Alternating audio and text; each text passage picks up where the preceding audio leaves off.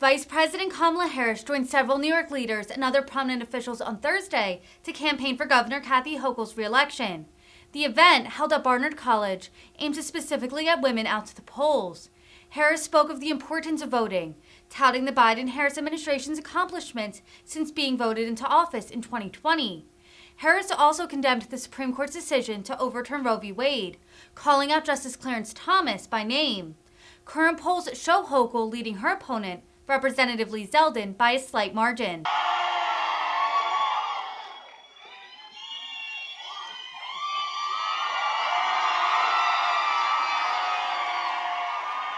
Hey, New York, we gonna get this done. We're gonna get this done. 5 days. 5 days. We're gonna get this done? Yes. We're gonna give it everything we've got. No sleep. Okay, I'm gonna hold you to that. It's good to be with all these leaders. It is so good to be with all these leaders. Listen, let's just get right down to business because we do have 5 days. And sometimes 5 days can seem like a lot of time, but in this case, we don't have a lot of time to do something very big, which is to elect Kathy Hochul, the next and continuing governor of the state of New York. 5 days. 5 days. And Secretary Clinton said it. Tish James said it. The governor herself said it. Everything is on the line. And the thing about Kathy Hochul is she has shown you who she is. She has shown you what she cares about. She has shown you how hard she will work for the people of New York. And I believe that when you know what you stand for, you know what to fight for.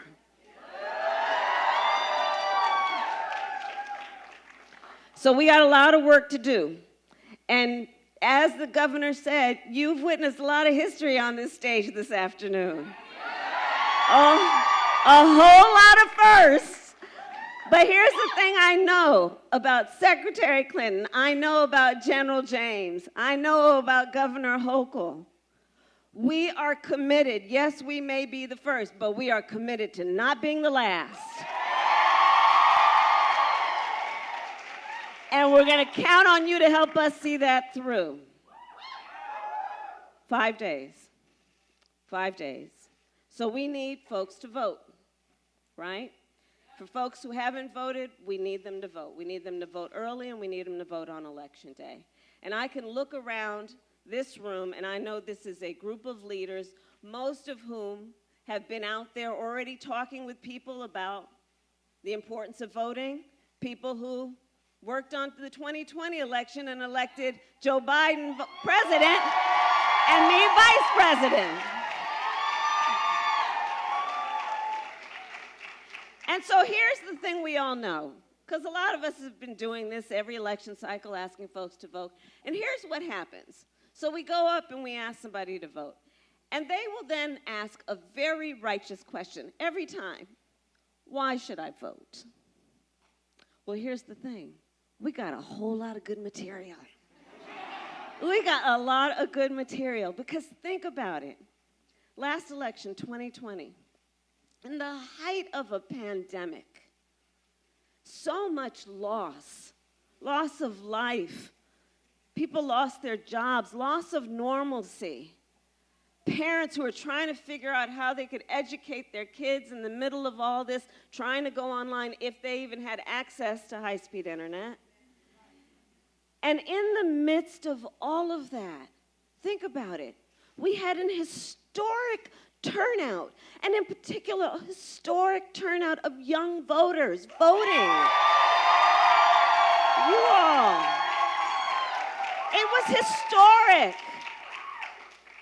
And the way I see it is when people went in 2020 to vote, they were essentially putting in their order.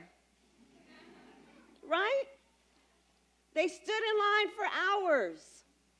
in the midst of all of these burdens, for so many of you, if you were in school at that time, what those days meant, trying to learn from home, learn from your dorm room, wherever you were, you wanted to see people, you wanted to be with it. And in the midst of all of that, people took the time to vote, stood in line for hours to vote. And this is what they said.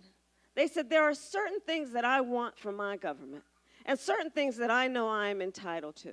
And so when we go to ask them to vote this time in 5 days and over the next 5 days, we're going to first of all say thank you for doing what you did last time, and then we're going to remind them. So you put in your order, and here's what your vote did. You said it is time that America deals with the issue of child poverty. And because you voted, we extended the child tax credit, which reduced poverty for children in America by over 40% in the first year. Because you voted. You said, help parents out, people who are parenting children, because it's expensive. So you put in your order and said, do something about that. And because you voted, we passed a tax cut so that people parenting children get up to $8,000 more in their pocket to help them with the cost of food and medicine and school supplies for their children, because they voted.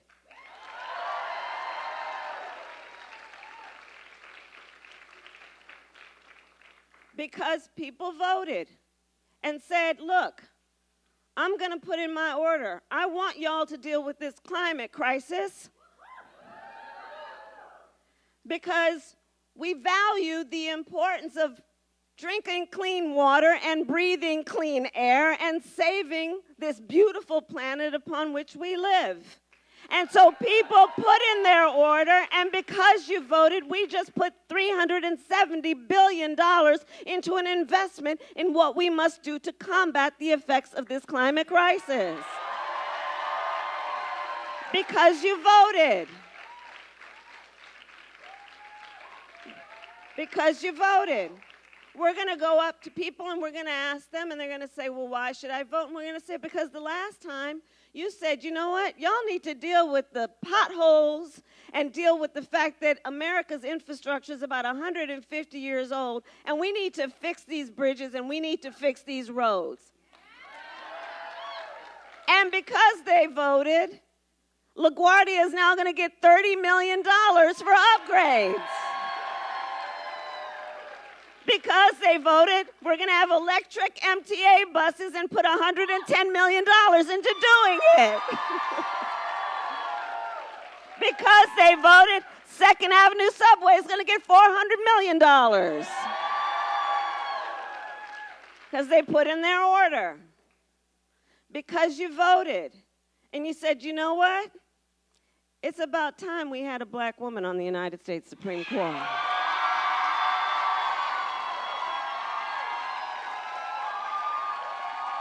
And because you voted, her name is Justice Ketanji Brown Jackson. Because you voted.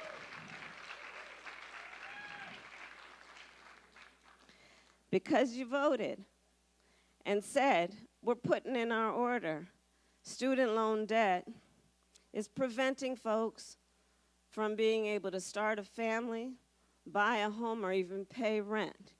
And because you voted, in spite of all of the criticism, we are canceling debt of up to $20,000 of student loan debt because people voted.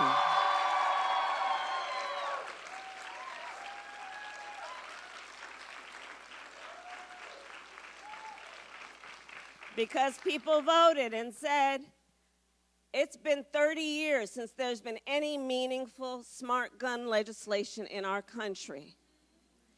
And it's about time that people have some courage to pass or do smart and safe gun legislation, that we were able to expand background checks, the most meaningful, gun legislation in 30 years because people voted and put in their order.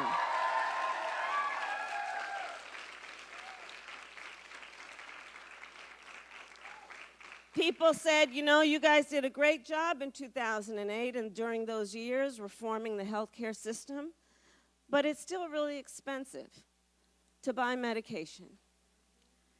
And so people took the time and stood in line for hours to vote and said, can you do something about that? They said, you know, I got a lot of relatives who have diabetes. Black people in America are 60% more likely to be diagnosed with diabetes. Latinos, 70% more likely to be diagnosed with diabetes. Why do I know seniors who have diabetes who have to make a decision about whether they're going to fill a prescription that a doctor ordered because it will save their life versus being able to buy food or pay their rent? And because you voted, we have now capped insulin at $35 a month for those seniors. Because you voted.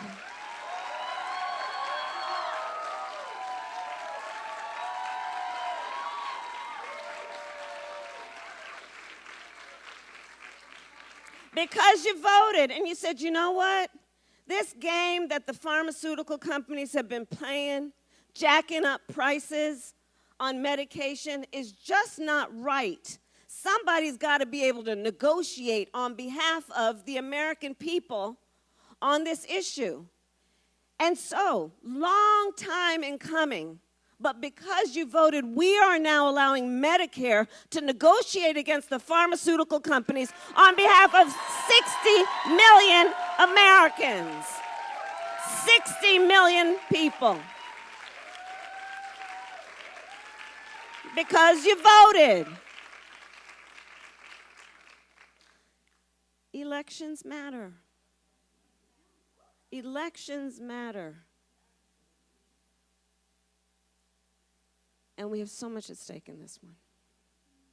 Just think about this.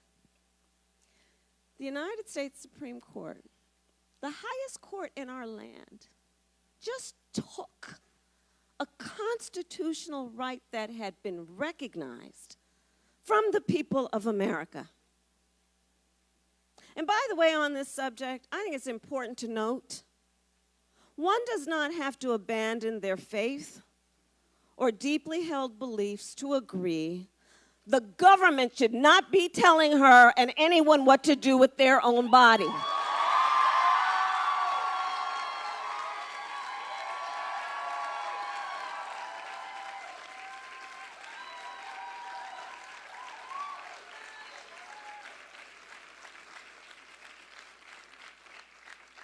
But now, with the Dobbs decision, we are seeing states around our country pass or propose laws that will criminalize doctors and nurses and healthcare providers, literally are providing for jail time for healthcare providers, proposing and passing laws for which there is no exception for rape or incest.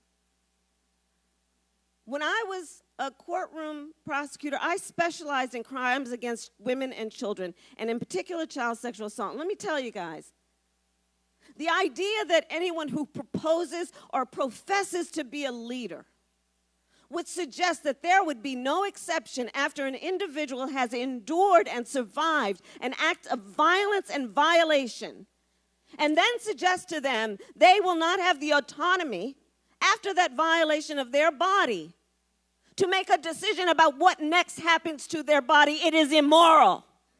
Immoral. It is unconscionable. Here's the other thing about that decision. So the proponents said, well, you know, let's just let the states decide. Right? Let's just let the states decide. Okay. Well, those same people are some of the same people who in the states are intentionally making it more difficult for people to vote. And because it has now been pushed to the states, your governor, who has stood strong and firm her entire career, her position on this issue becomes even more important. Because listen, guys, if this happens as these Republicans are trying to push, so many of their leaders, they have said there will be a national ban on abortion. And we're going to need people in the State House and at a local level who have the courage to stand up and push back against what is happening in our country.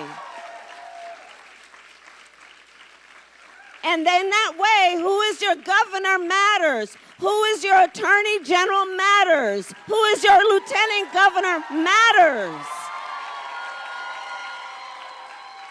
Because they will be the last line of defense with what we're seeing happen around our country. Elections matter.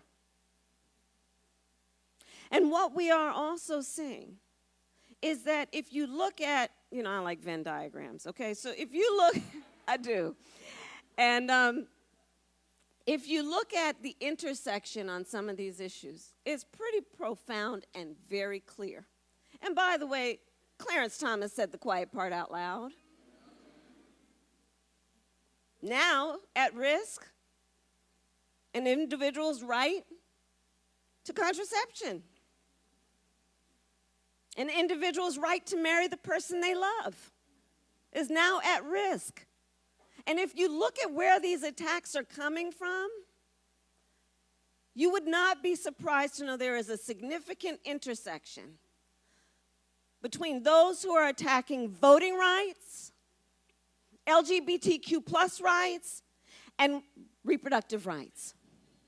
See what's happening around our country and understand why elections matter, because again, who is all in these state houses, who are holding these offices will be potentially the last line of defense.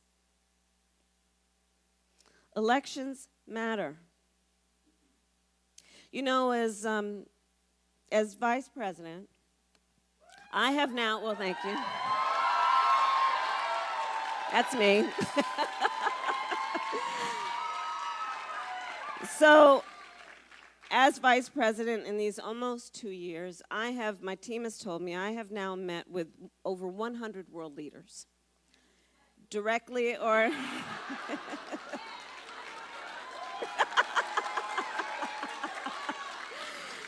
so directly or by phone, presidents, prime ministers, chancellors, and kings. And here's the thing that you all know, and Secretary Clinton certainly knows. When we walk into these rooms representing the United States of America, we have traditionally walked into these rooms chin up, shoulders back, talking about the importance of democracy, representing what we hold out to be the greatest democracy in the world, imperfect though it may be. But it gives us the authority then in these rooms to talk about the importance of rule of law, the importance of human rights, of free press. And in that way, we have been held out as a model.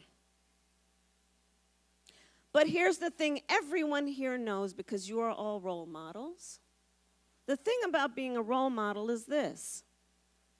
People watch what you do to see if it matches what you say. So there are my greatest fear. Dictators and autocrats around the world who will dare to tell their people, you want to hold out the United States as an example of these issues? Well, look at what they're doing.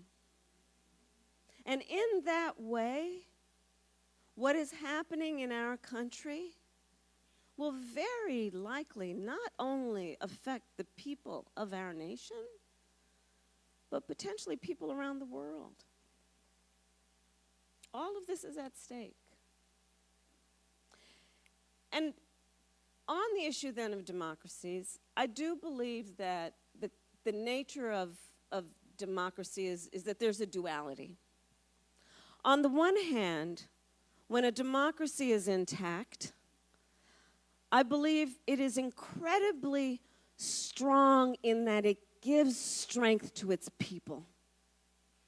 It is a protector and a defender of individual rights and freedoms and justice. When it is intact, there's an incredible strength in its ability to lift people up. On the other hand, it's very fragile.